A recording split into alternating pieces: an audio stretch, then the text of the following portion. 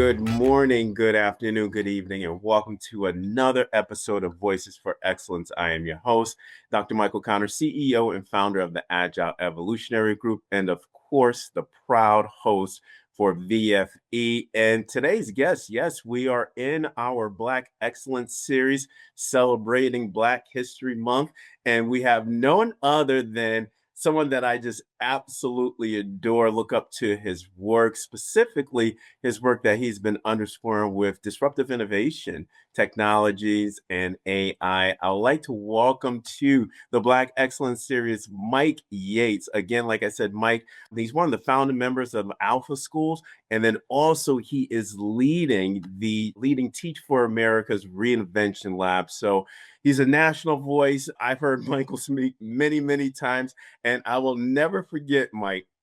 We were in Los Angeles. I mean, we were at dinner and it was like a who's who at that table talking education, talking AI. I mean, having Saba there, Jacob there. I mean, it was just a great dinner. And then Mike, some of the stuff that you were bringing up, I was like this on my phone. I was eating and then I was putting some little nuggets in my phone at the same time. So without further ado, we want to welcome Mike Yates on VFE. Good brother, how are you today? I'm so good, man. Thank you for having me. I was really looking forward to this. Pretty excited to be here. Yeah, Mike, no, it's great to have you again. Hey, if we could emulate anything of the conversation that we had at dinner, look, I'm telling you, my audience would be absolutely in heaven with this. And again, Mike, happy Black History Month to you, brother. Yeah, happy Black History Month to you too. I mean, we don't do enough sometimes to celebrate. Like I feel like in the last couple of years after COVID, we've been mailing it in. So it's good to do something for Black History Month, like something really, really cool. Good to be with other Black people, even virtually. So it's really good. I'm happy to be here. Absolutely, Mike. No, Mike, man, I'm telling you, no, it's good to have you on. And again, just to unpack your intellectual property for my audience, this is just a treat for them. So, and again, like I said, we're highlighting Black excellence throughout the whole month, and you exemplify that to the 50th degree or to the 50th power, however you want to contextualize it. But Mike, your work really covers the breadth of the education landscape, right? Specifically when we think about innovation and AI in this interface dynamic. So you're a founding member of Alpha Schools, you're leading AI initiatives at Teach for America Reinvention Lab and serving, as I stated at the outset, one of the national voices in education innovation. But for my audience, or for those that do not know Michael Yates, what song defines your core work in the ecosystem? That's a great question. And I think the song that I would choose is I think it would be Doomsday by MF Doom. And the reason why I would choose that song is because it's like MF. I actually have. I should have brought it. I actually have the. So if you're not familiar with MF Doom, he is a rapper that's originally from the UK, and then moved from the UK to New York, and in New York City, just sort of embodied New York City, like embodied New York hip hop. So he's a lyricist. He's got these like amazing sampled beats where he'll sample like a section from a comic television show. So like the X-Men, like you'll hear that voiceover, and then he's got these really super intricate beats. Like he'll sample Sade and then like lay over the X-Men theme song. Like he's like, I think he's a genius. He died young, but he would wear this this metal gladiator mask. That's what the mask actually is, but it's also the mask that embodies the character, the supervillain MF Doom. The reason why I gravitate towards him and that song in particular is because Doomsday sort of encapsulated what he was trying to do with that imagery, which was he was making people fond of the villain. And it wasn't like I'm gonna humanize the villain. It's not like I'm actually gonna be a villain. He's like, I'm gonna take what you think of as a villain and I'm gonna spin that. And I'm gonna use my lyrics, my rhymes, I'm gonna tell the truth about society. And that's kind of like the way that I have approached my career. It's like I don't mind being the villain at certain points in my career. I don't mind putting on the mask and standing up in front of everybody and saying, hey, that's wrong. We should think about this a different way. And that came because I grew up hating school.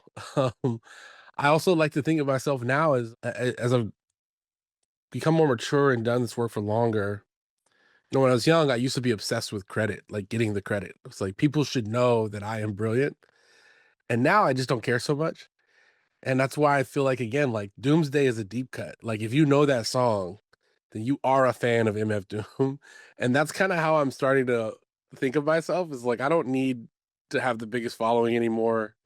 Like if you know my work, if you know the things that I'm doing, then I hope that you're gonna link arms with me and keep doing the work. And if you don't, then I hope somebody introduces it to you like a mixtape. So that Doomsday has to be the song. Mike, I love the association, right? Because as you were unpacking the example that you were providing for Doomsday, MF Doom, yes, I don't want to characterize it now, Mike, as us being villains, right? Because when we now speak the truth about where education is going, and kind of the mainstay of the fossilized model, if we don't think differently, we're going to lose two generations, generation alpha, generation beta. You're right, and I think that, there are many students or many kids that had that same experience right now where they don't like school because of how the model is being operationalized and their lived experience, getting the credit, getting the grade, age graded classrooms, 6.5 hour academic days that is laden with, I always like to say, monolithic instruction that regurgitates information. And it doesn't really show the true geniusness of our students as well. So I'm with you, brother. And that's why you on VFB. We're going to listen. We're going to tell the truth about society, Lord. And you're absolutely right. It is not about how many likes we get. It is not how many retweets or reposts that we get. It's a matter of the impact and the work that we are doing. So well stated, brother. So well stated. Now, I want to focus on the work that you're doing for Teach for America. And you are really, Mike, and again, kind of going back to your answer at the outset and knowing your work intimately, you are really redefining traditional educational models with leading this work in the Reinvention Lab. Now, let's level set from this lens of 2035, right? How are you leading AI through the Reinvention Lab at TFA? And if I was a student, right? Because if I was a student now, I wouldn't like school very much because, again, it is this fossilized model that our students were. We have the Gen A, Gen Alpha students. But if I was a student, what does this learning experience look like within the academic year? Yeah, I mean, one of the things I'll say is to start is I find myself incredibly grateful and fortunate to be at the Reinvention Lab. Like there was a point in time in my career back in 2015 where I got rejected from Teach for America to be one of the core members, one of the teachers. And the woman who started the Reinvention Lab, Michelle Culver, I used to carry this like a chip on my shoulder. And one day she said to me, she was like, "Hey, have you ever thought that like maybe it was a good thing that you didn't get into the core?" And I was like, "Not really." She's like, "Yeah, you would have hated it." Like, it's not that they would have hated you. You would have hated it so much to where she's like, it would have just been a waste of your time. Like, she's like, maybe you don't go off and do the things you do if you're a part of the core. And I had never thought about it that way. So I found myself, in 2020 joining the Reinvention Lab just with this really I was just so interested that that organization that Teach for America chose say like, "Hey, we're gonna do things differently. We don't really know what that looks like, but we're gonna go hire weird people who we know will disagree with us, and like they are gonna help change the way that the organization thinks and the way that the field thinks." So in terms of like what we're doing with AI, essentially the whole organization, which it is crazy to say that, but I'm very excited to say that the whole organization is essentially following the lead of our CEO, who has said, "We're going to pursue recruiting, training, and maintaining the future educator for the future of learning." And that might be the first time that Teach for America has actually said language like that. People may roll their eyes when they hear it, but I'm here to tell people that like this time Teach for America means it because I'm one of the people that they said no to in 2015 and then brought back into the organization was like, hey, take on some of this work. Um, what we're doing is building a training pipeline that covers all of our audiences. new prospects. So college students, before they even decide to join the core, we're having our recruitment team run AI hackathons on college campuses. And what we found is like, if you want to talk about data, the matriculation rate, so like what we found that this is a really important lever to get people to be interested in teaching as a profession.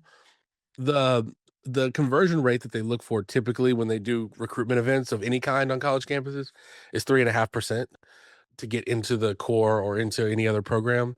And we're looking at 4.9% from these AI hackathons. So we're seeing that this like piece of information, this type of learning experience is pulling young people towards teaching at a faster rate than other things that we've offered, which we're really excited about. So sample size is still small, but we're going to expand that beyond college students. Every single Teach for America core member, so every new teacher coming into a classroom all across the country, they're required to take a 90-minute virtual AI course. And then I literally travel the country and we do in-person AI hackathons, teaching them how to build their first AI tool, how to solve problems with AI, how to integrate that into their instruction. So it's basically just using AI as a lever to sort of help people become more effective at their jobs. We have staff training and alumni training. So like we do all of that. The reason why we do it, AI in itself is not innovation and it's not even that exciting to me. But the reason why I'm so excited about this moment at Teach for America is because this is saying like, hey, we recognize that this is one of the nodes or like one of the pieces to the puzzle to create this future educator. There are others and we'll figure those out as well. And when we figure those out, we will offer them to our core members and maybe even create a whole new product. Like the Reinvention Lab works on more than AI. One of the projects that we're working on is actually called Reinvent Teaching or Reinvent Core, where we're thinking about like what does it mean to build a whole new type of teaching core model for innovation competencies, where project-based learning, AI, tech, interest-based learning is all at the center of what those teachers learn and being able to compare that to what is happening with our traditional core. So incredibly fortunate to be at the Reinvention Lab in this moment. But that's what it looks like. It's a lot of like us traveling around and in terms of like responding to, basically the I used to have a podcast that was called School Sucks. like and I used to say on that podcast, like this is the most popular phrase among students. And so responding to that, one of the things that we're also doing is trying to figure out, like I'm always trying to figure out what are the applications of AI that nobody's paying attention to, that nobody's thinking about, that people in academia would turn their nose up. So like, how do we create AI sneaker design? We built a like a 4 round, we called it 4 round feud. It was 4 different AI challenges that we ran with high school students. So one of them was like, Taylor Swift lost her voice and she has to go on the Today Show in 20 minutes, clone her voice, and do the interview for her on the Today Show. The Houston Rockets need a new jersey and they need it tomorrow night. Like use AI to design. So it's like these artificial challenges that feel very real and we make them time bound. So it's like figuring out how you use AI as a hook and as an on ramp to talk about and teach other forms of innovative pedagogy and teaching and learning. Yeah, yeah, Mike. And we use VFE as an asynchronous tool for professional learning pedagogy. And my audience, what Mike stated in his last answer, there was roughly about 4 or 5 different strategies that you be able to apply within your specific professional practice at the classroom level or even thinking about it at the systems level. But Mike, I want to unpack several statements. So I apologize in advance because there are 2 specific statements that I want to be able to unpack. One is creating the future educator, right? And you talked about reinventing core, reinventing pedagogy, reinventing teaching, the whole core model around innovation, interest-based learning, project-based learning, experiential learning, artificial challenges. Mike, those are all what I call 22nd century indicators for the new AI-centric learning ecosystem. Can you and you talked about higher education challenging the academic world. I live in the academia world as well.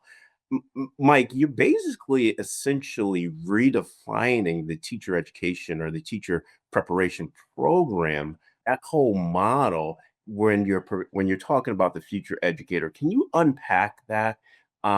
just down to maybe some isolated threads where what does preparing the future educator look like, specifically around this 2035 baseline that we always talk about?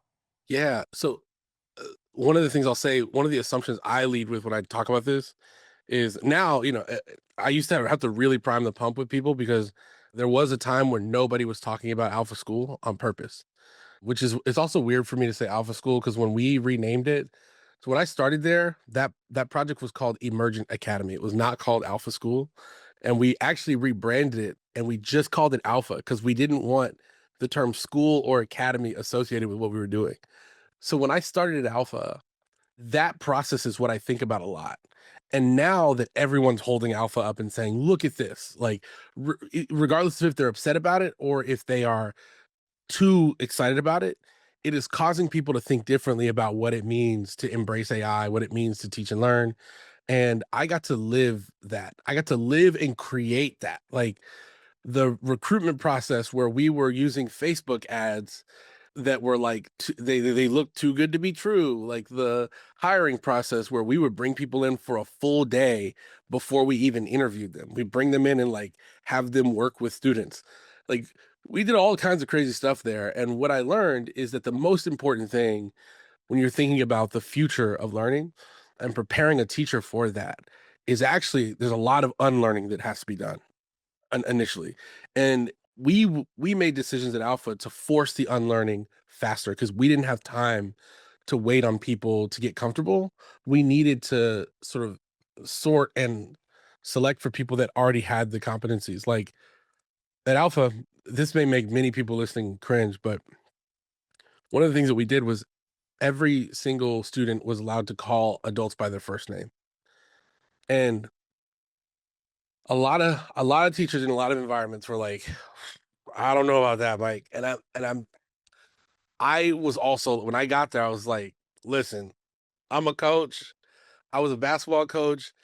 I coach track. I was like, nobody everybody calls me coach or they call me Mr. I don't do this like, and black folks, we don't do that. Like you don't call grown people. And but the reason why we were doing it was because we were trying to figure out how can you quickly challenge the power dynamic in the classroom? How can you quickly put learner and teacher on journey together? And what was so funny is most students defaulted to calling me Mr. Mike because of my affect, just because of the way that I was. They were like, I just can't just call this guy Mike. But like I learned in that situation was like, oh, like from being on the same playing field, I built respect for me in their minds to where they were like, I can't just call this guy Mike. So what I learned is that like respect doesn't come from my position.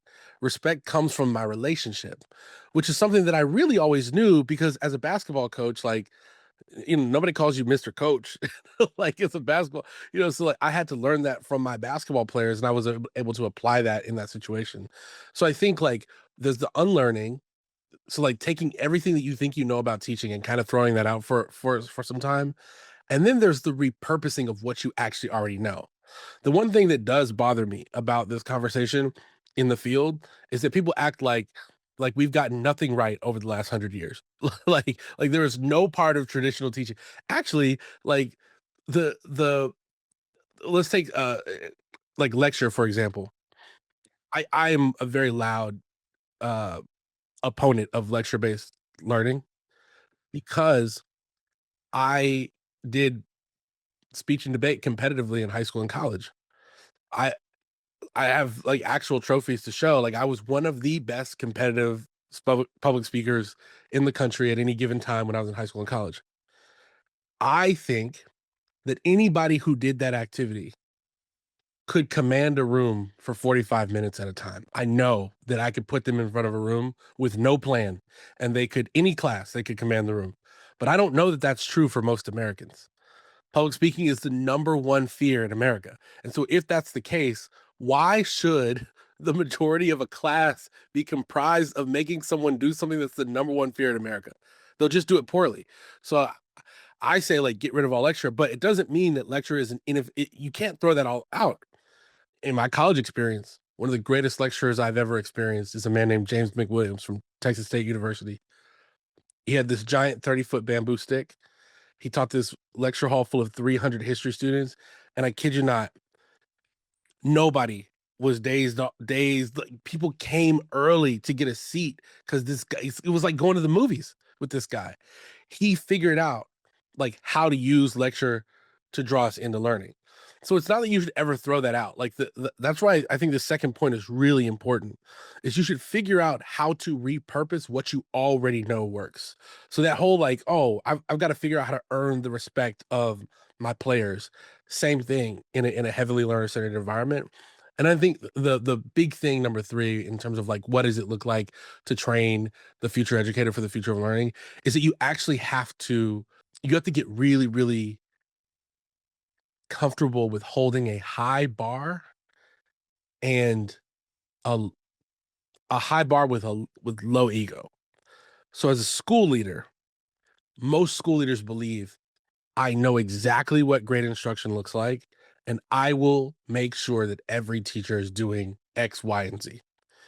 Well, I actually think in the future, when you have AI tools that are better than some of your teachers at content dissemination, at information synthesis, you really have to figure out like what are the experiences that I can help my teachers create that the AI cannot. Like, what are the experiences that happen in this school building that cannot happen anywhere else? There's a teacher named Andy Dutton. And he really loves sneakers. He has a big Instagram account where he does photography and sneakers. If I were his school leader, all of his time would be spent figuring out how to teach students industrial design, photography, social media. All of his time because he is better than any AI system at that. He's better than any human in the building at that. His like 600 plus thousand followers show that he's better than most people at at influencing. So I think once you figure out those three things, it's like the unlearning, like taking what you know and repurposing that, and then school leaders setting up the building to be able to do what they're uniquely gifted and powerful at. The AI and the technology really can fill in the gaps. Again, I tell people I lived it. Like the academic gaps, the non-academic gaps, some ironically some of the social gaps, like the AI really can fill it in, but empower the people and like get out of their way. Get all the way out of their way and let them build what's really special. I think you'll start to see like really interesting results. Yeah, Mike, and I tell you right now that that example that you provided redefines pedagogy, redefines education holistically. I always state that when we go through this collective unlearning, that's the transformation, right? That's the holistic transformation that we embody in education. And I always like to challenge, right? And Mike, again, this goes back to me at your answer at the outset of you being a villain. I'm a villain as well. Is I always like to challenge when we talk about this traditional continuous improvement mechanism. I always state that it's not continuous improvement, it's continuous reframing. And you put it in such a simplistic form of repurposing what you know, what works. That epitomizes what continuous reframing looks like. I really love the example that you provided with that. But you started talking about alpha schools, right? And Mike, and again, people cringe when I bring this up, but I think that we have to talk about this. And I've been stating this ever since basically 2017 is that market-based reform, or I should say market-based competition in education is needed because ultimately we want to be able to produce or to generate the best educational institutions, learning organizations for our students. Market-based reform is here. We're starting to see it now, right? And people are like, Doc, you were talking about that, 7, 8 years ago. I'm like, well, it took a pandemic for us to be able to realize and recognize that there are other education models out there. Alpha schools, Mike, Alpha, wow, taking off. You started to allude about alpha schools in your previous answer. Can you unpack what are alpha schools? What does it look like? Content delivery, content dissemination, information gathering, synthesis, the taxonomies, I should say. How is this fundamentally different from the traditional operating model that we see in education today? Happy to. So, one thing I'll say about alpha schools is like what you see now is the sort of like McDonaldization of it, right? Like it's scaling faster than we can, so there's quality loss. We always knew that would happen. I remember at one point the guy who funds the project saying Austin will always be the epicenter. It will always be the most interesting version of alpha because this is where we built this thing. So alpha school is essentially, if you haven't heard, it is, or actually, I'm sure many people have heard, but let me give you the most accurate version of what it is. It is two things. It is using technology, not necessarily AI, apps that Khan Academy, Freckle, News LL, like all the apps that in place of direct instruction, so that you can maximize the time in the school day, so that school doesn't suck for kids. Alpha, I'm pretty sure they have kept these, but we came up with these three promises that we made to parents because there were several paradigm shifts that were pretty intentional. One of them was that the messaging of the school will always speak to parents.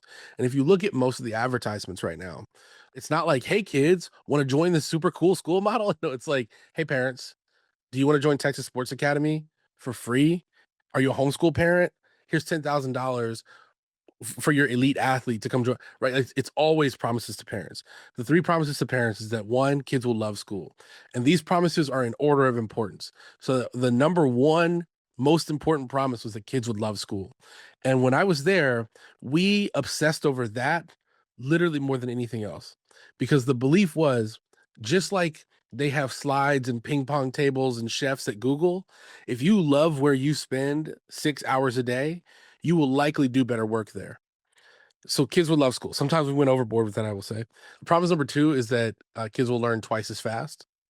And promise number three is that kids will learn life skills. Each one of these promises stack on each other. They are order and ranked of importance. And life skills is not last because it's truly last in life, but learning twice as fast enables learning life skills in school. So everybody would say you can't really teach public speaking in school. Austin was a city that was getting rid of public speaking programs in public schools. And my first big project at Alpha was create a public speaking program where there's no human feedback at all. And what we found is that like that's almost impossible if you want them to be good. Like you can so it was like create one with minimal human feedback. So I became the coach at the end of the process. And what we found is that we could produce TED Talk level speeches from students as young as 8 years old with just using an AI coach up until the week before the final presentation. I mean, it was amazing. The things that we were learning at breakneck speed 10 years ago. I mean, this is 2016, 17, 18. Right, so, like, we're doing this, and the only person, by the way, if you're listening to this and you're like, "Hey, Lion," the if you scroll back far enough, search my name in Alpha. I was the only person that has been consistently speaking about Alpha since the beginning. So when it was called Emergent Academy, you'll see videos of me walking around the city of Austin with my camera like, "Hey, this is what we're doing today. Like, this is what's happening today." So those three promises though, the way that they reframed sort of everything, not just for the school but for me, my big unlearning was like, yeah, I've had this axe to grind with the system, but I didn't know how to organize any of it. And those three promises organized the axe that I had to grind with the system. I was like, oh yeah, traditional school sucks because kids don't love being there. Traditional school sucks because kids aren't learning, like, in the state of Texas. Before I really got fed up with the public system, I will never forget being in a meeting where we were talking about lowering the bar for STAR testing, our state testing in Texas, lowering the bar to 47%.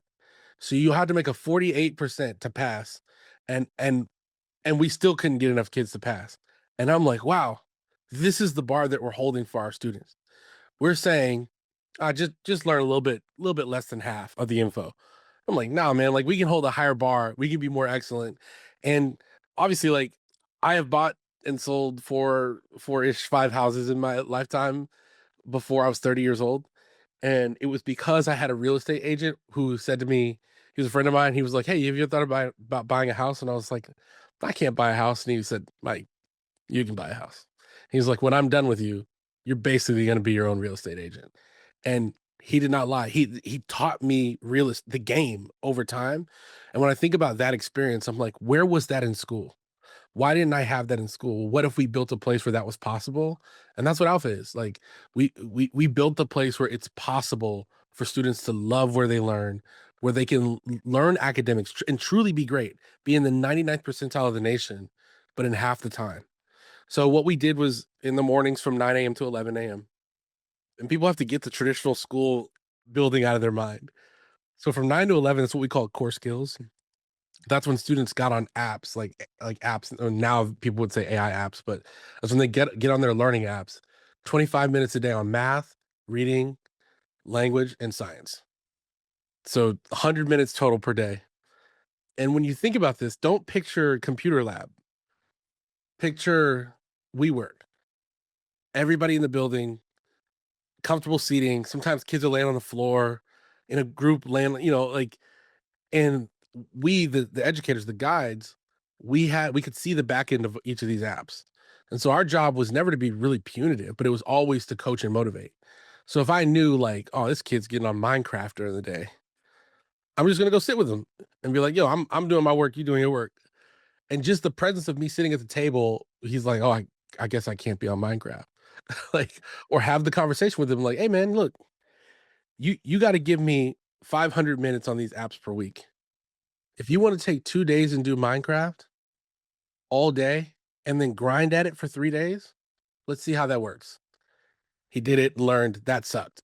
So I'm not going to play Minecraft. Right. So after 11:30, you have lunch. And then after lunch, the building literally transforms. It is the coolest thing to actually see because the second half of the day, where we do the life skills, it's these hyper engaging workshops. I'm talking literally kids setting stuff on fire, blowing stuff up, like flipping stuff on eBay, like all of these workshops. You take a particular skill, one singular skill, and it's the job of the guide or the teacher in the building to build a workshop that is compelling enough that not only one will students choose, but two, students will make it through your entire workshop and they'll rank it very highly. Right. So like for example, one of the skills that every parent says they want their kids to have is financial literacy. And I was like, well, you can't be financially literate if you don't have money. So the beginning of financial literacy is how to make money. So I created a workshop called The Flip. I gave every kid 20 bucks. We went to the thrift store. I was like, buy as much as you can with that 20 bucks. And then you need to 10x my money. I need to see 10x return on the money I gave you. And so students start flipping stuff on eBay. They get scammed or they learn what a scam looks like, right? And so at the end of the workshop, the only way that you could actually pass that workshop and go to the next one was to actually 10x the money. Like I need to see where's the cash at? Like where's your account? Right? And it was rooted in the real world. There was risk. Like every workshop had real world stakes. Like it was Alpha when I was there was the best place that you could be if you cared about the future of learning. And yeah, you had to be lucky to find it, like because nobody was talking about it, but it was literally the best place on earth where I learned the most I've ever learned in my entire career. Worked on the one of the best teams I've ever worked on in my whole career. It was really a special place. And to my audience, right? And as Mike was unpacking the alpha model, it completely defies the traditional bureaucratic, I always like to say, step function of our traditional schools. And if you think about it, and Mike, and again, I wanna go through kind of like this shared unlearning with my audience. 2 hours of instruction, various apps being utilized, and application of real world core life skills, right? Defies the traditional model. Mike, just some people might say, "How is that possible?" But Mike, I know the data, I know the students, I know the families that are engaging in alpha. Can you just provide some context for my audience about how in demand alpha schools are right now? Yeah, it like one of the big assumptions that we made. One of the big things that people said to challenge us in the early days, they were like, you know what, this only works for rich kids, and I was like, So I was at Alpha, by the way, to Robin Hood the whole thing. I was like, I'm about to learn this, and I'm going to Hood, and I'm gonna build one of these. And we did it in Stop Six in Fort Worth. So if you know about Stop Six, it's an all black neighborhood, low income, and ran the model there for 3 years, and it worked just the same. So for people out there who are with their deficits, like it works in so many different environments. It doesn't work for every kid. Every kid is not a self-starter. And unfortunately, I do think I learned this from my TikTok comments. The school system has beaten kids into submission to where there are a number of, maybe more than we would like to recognize, but there's a number of students that believe the school system doesn't need to change. And it's a game. They're going to play it. They're going to get through it. Alpha's not for those students. So Alpha's super in demand because they've done an amazing job at marketing, but also because I do think that Joe Lemont, who is now out in public, he's doing the podcast and all that. Man, Joe is Joe's a brilliant guy. Like, and he never actually intentionally set out to teach me anything, but spending multiple years around him, asking him question after question, and him never lying to me, just answering point blank, I learned so much from this guy. Whatever, like, if anybody thinks they're ahead of him right now in the way that you're thinking about this, you're not. He's letting you believe that. He's got, I mean, the dude's brilliant. One of the smartest things that he did was when the AI hype cycle kicked up, he said, "Oh, yeah, these are not adaptive learning apps. They're AI apps." The AI hype cycle, and I think the post-COVID, during COVID, the school system, I said this a lot, the school system was caught with its pants down, and people were like, "What is going on?" So when you have parents that are now like 1 year removed and they're like, "Actually, homeschooling is not what I thought it was," or, "Actually, I don't think I'm actually cut out to homeschool," or, "My kids don't like homeschool, but I don't wanna go back to the traditional system." Well, now here's this brand new shiny offering, and they're like, "Hey, guess what? We got you." And our kids perform better than everybody.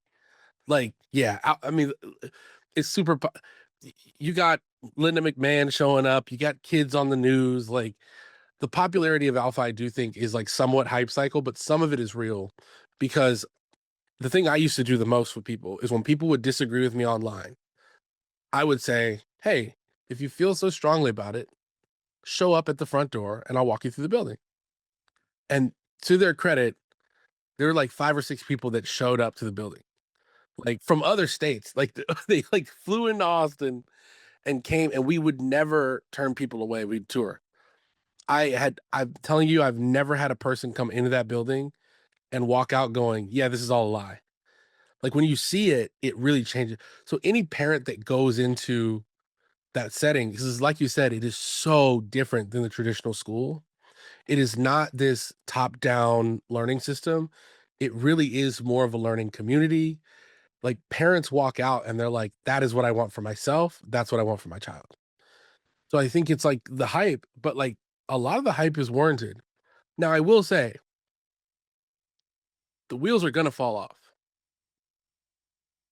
And the reason why I think that's important for your audience is because for this particular audience, when the wheels fall off at Alpha, you actually get to take the best pieces of Alpha and implement them, like, right now. Like, I actually think that if we strip Alpha for parts right now, there are pieces that could work in the public system.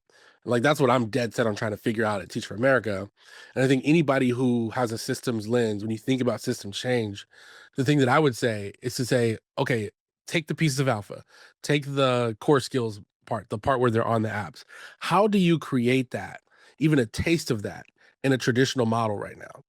The thing I've learned about systems change since being at Teach for America, I never had to be concerned with that when in the private sector. It's just like you just do what you do. But I've learned a great deal from. I have to shout out our executive director of the lab, Sunana Chand, who's taught me a lot about diplomacy. Like, how do you truly make sure that both sides are being honored for what they know and what they can contribute, while also saying the change is needed. So at Teach for America, the Reinvention Lab, we became much more successful when we started saying, "Hey, we see you." When we started showing up to people's region and saying, "Yo, like we're here to help," instead of like, "Hey, we have this new shiny thing. Y'all need to get on board." No, it's like, "Hey, we're all doing the same work. We do it a little bit differently. Let me show you how we do it, and if it's valuable to you." And what we found is that people around the country are like, "Hey, we want what you got."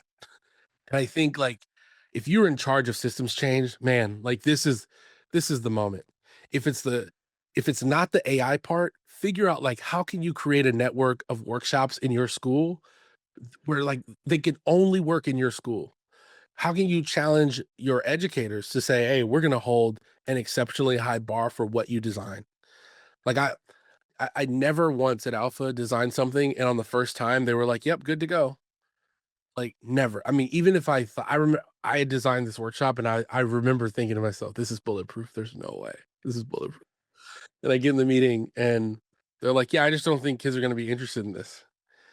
And I was like, "Guys, I think I got you. I think I finally got y'all, like, y'all." And they were like, "No, I mean, like, you need to prove that kids are gonna be interested in this." And it turns out kids were. Like, it was this great moment in my life because I was like, I finally got them. They no notes, but, like, that is only because the way that I built that was I got radical feedback from students 4 weeks preparing for this meeting with other adults. The system forced me to be so much better from the way like, at the end of that, I look back, I was like, "Man, I think about my first project plan, that compared to this, I could see my own growth." And so if you're holding an exceptionally high bar for the teachers in your building for, like, what they're designing, giving them the power and the freedom to design, there's even, like, little things that, like, no one knows we did, like, we would this is something that I think somebody could actually take and do, implement.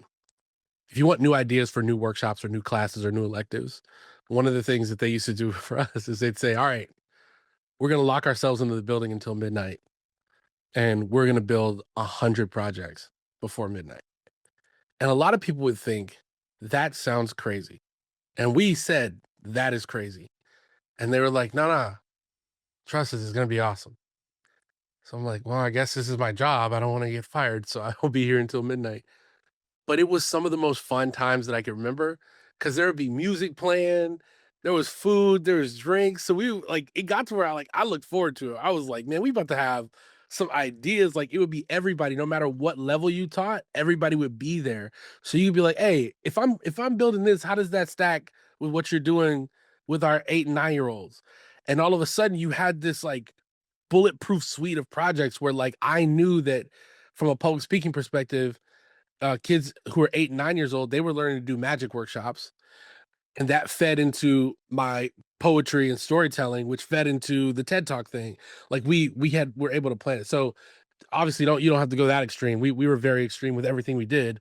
But what if you said, "Hey, once a month after school, we need new workshop and project ideas for our classrooms. We're gonna stay until 7 p.m. and we got y'all on dinner."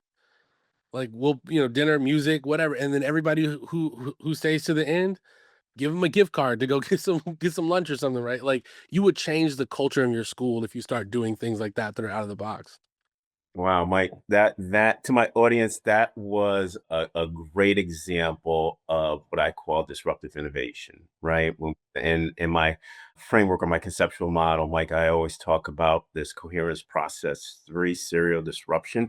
You provided that context, and I love the example that you provided for systems change, systems transformation. You used the word very intentionally, design. And absolutely, there are various segments from your example, from the alpha model that can be integrated.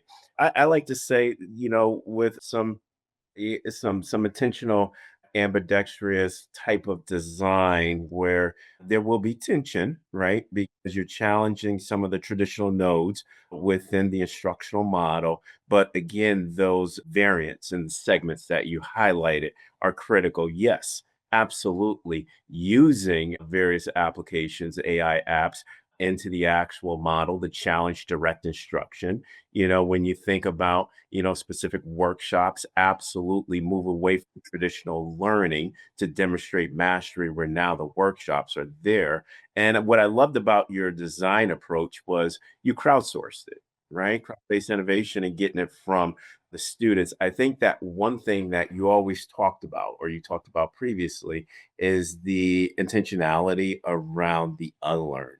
And I think that the traditional cultural dimensions that we see in education today, that would be challenged, the mindset. But I really love that. But Mike, I want to underscore again, continue talking about this alpha model because I love it, Michael. And Mike, it's phenomenal. I remember we were in LA talking about it. I was asking you questions about it because I had to go back and research more. I'm like, Mike is on to something. But Mike, when we talk about, AI, right? And now when we talk about the super intelligence, when we talk about these frontier models, agentic AI, where do we see all of these new AI features or these new dimensions of AI playing into the alpha model, but moreover, challenging the traditional model in education? Yeah.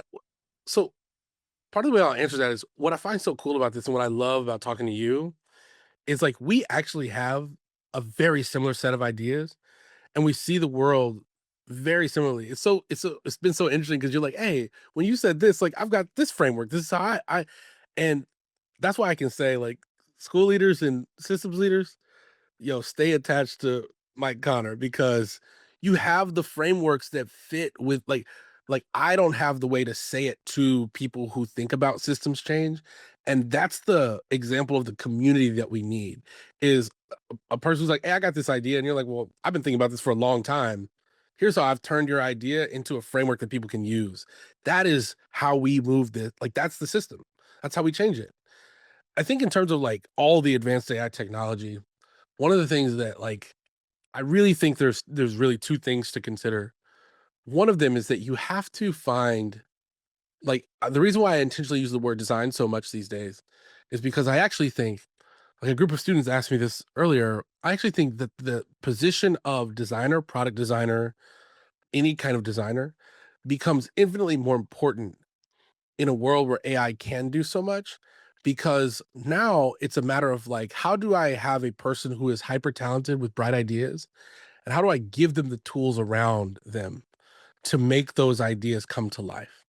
And agentic AI, generative AI, like any AI tool, it's just one of those tools in their tool belt. Like if you have bright ideas for designing sneakers, if you couldn't draw 6 months ago, you couldn't break into the sneaker world. But now your designs can come to life if you partner with AI in the correct way. One of the things I love about the world right now is I actually don't see companies racing to get rid of humans. Obviously, there will be job loss. But when you look at the designer level, when you look at like even like the level of like bartenders, AI cannot replace bartenders. And the woman there's a by way of example, there's a woman who made this Tito's vodka automatic bartender, and it's so funny. She makes it, they get the first contract, and then she decides to stop drinking alcohol. So now it makes smoothies and stuff like that. But the real reason why they pivoted to smoothies is because people were like, "I don't come to the bar to get a drink made. I come to the bar for the experience." I come to the bar for all the things around the drink. And I think it's the same thing. Like people don't necessarily come to school to learn history.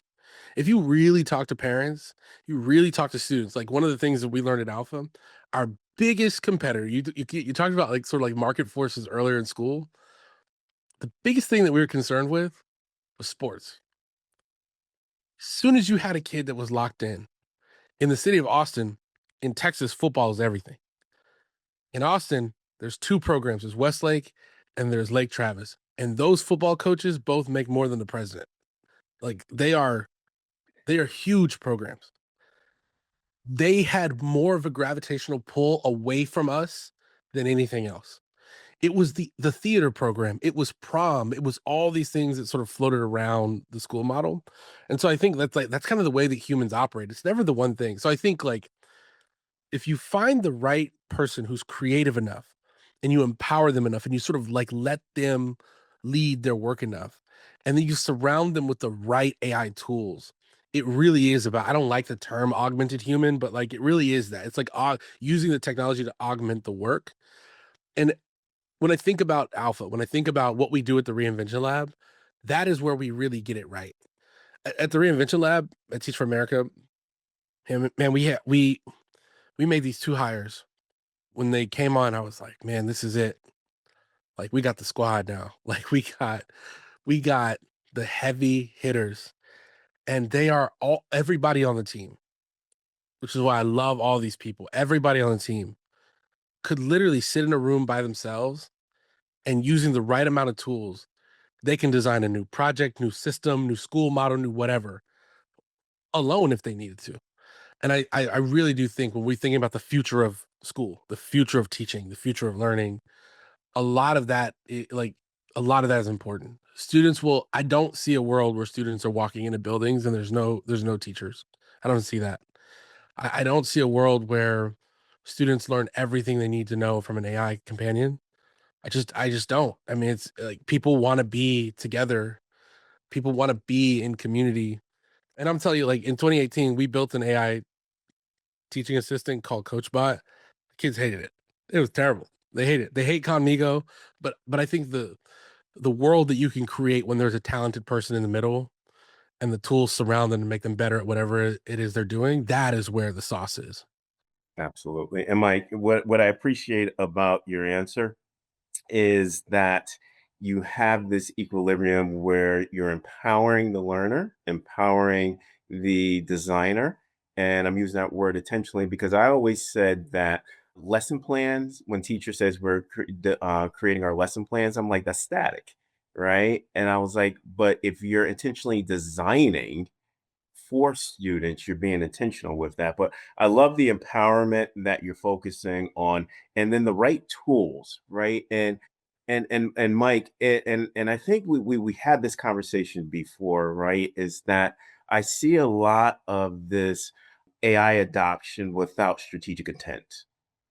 How are we creating that level set between what's the intent of the adoption with the AI tool and how is this going to synergistically impact student learning, teaching and learning pedagogy in itself? And I loved how you stated that whether it be generative AI, whether it be agentic AI, we're augmenting the learning experience, which Mike, that is 20 AC 2035. I always like to say AC 2035 readiness. But Mike, I'm going to try to limit you, brother, and it's going to be hard to, but I'm going to try to limit you to 3 words. Oh, I got you. I got you. Only 3 words, my brother. But listen, take it how it is because nobody listens to me. But what 3 words do you want our audience to leave today's podcast regarding AC 2035 ready to compete globally in the AC stage of education? Oh, my 3 words are do it now. My brother, please expand on that, Mike. What I see a lot of planning right now. I hear a lot of people planning, having the conversation, trying to chart out the system. And I think if along your roadmap or your plan, if you can, whatever you find when you're like, oh, we'll do that next year, try it today. Because one of the reasons why this is one of the few conversations where I'm glad that we talked about alpha. Um, One of the things that I think is important to know about my experience there is everything that a lot of people are trying right now for the first time, we already did it. Like people are, we're going to build the, AI native school model or whatever. Like we're going to have AI try to design projects for us. We did that. We tried it. And I actually think that you will learn more about your local context if you just get your hands dirty, stop doing the planning. Like, no, let me take that back. Don't stop doing the planning. Stop only doing the planning.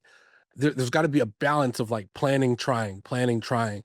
Like as you build the plane, you should try to fly it and see what pieces of your model don't work. See what pieces of your model really do work. Like sometimes when you try something before you think it's ready, when you put it out there to get feedback or to get the community's take on it, like that is where you will find the really, really special stuff. Absolutely. Mike, I'm going to use that. Do it now. Right. Do it now. Mike, Mike Yates, man, listen, thank you for coming on VFE, man. It is always just a pleasure, man, just to talk with you. I know that a few weeks ago we were on a Zoom where we were just chopping it up, man, talking crazy stuff. But Mike, for my audience members that either want to visit Alpha School, want to talk to you about these AI hackathons that you have and these various different workshops that they could design, or even segments of various AI applications that they can disrupt their traditional MTSS or instructional model, how would they be able to get in contact with you? You can contact me through LinkedIn if you just search Mike Yates. And then if you want to put in the show notes, I'll give you my email address and you can email me as well. Especially if you live in a Teach for America region. If you like know Teach for America's in your backyard and you want to do work together, contact the executive director of that region and say, "Hey, Mike Yates told me to reach out to you." And like something cool will happen. Like we can make something happen. Absolutely. Mike, thank you for coming on VFV. I I wanted to highlight you. I asked you a while ago, last year, when we were in LA to be on VFV. You agreed, and I was like, wait, hold on. No, I want to get you on the Black Excellence Yeah. series during Black History Month. And Yep. guess what? We did it, good We brother. did it. Mike, Mike, I appreciate you so much for coming on. Thank you, thank you, thank you, my audience. This is a treat for them. Thank you for having me. Absolutely. And on that note, onward and upward, everybody. Have a great evening.